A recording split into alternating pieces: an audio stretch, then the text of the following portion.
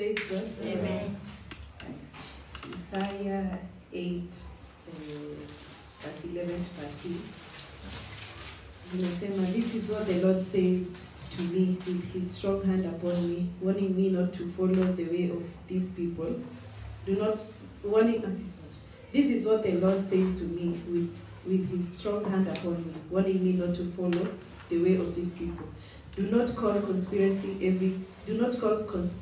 everything these people calls a conspiracy. Do not fear what they fear, and do not dread it.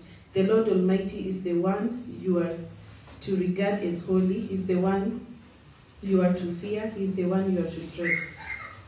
Mimi hii verse imenifunza that ni clear too that you should usimwogope mtu yoyote.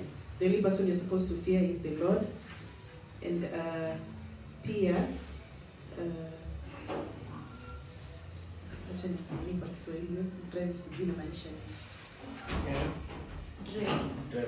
Not dread it. Sure. Yeah, wala msiogope.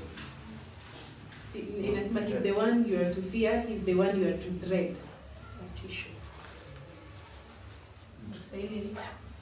Ndiye mtakayemtakasa na awe yeye hofu yenu na awe yeye utisho wenu. Utisho ni basi. Okay, sasa endelea. Hiyo ndo part tu ya mwisho ya utisho ndo sijui ni nini.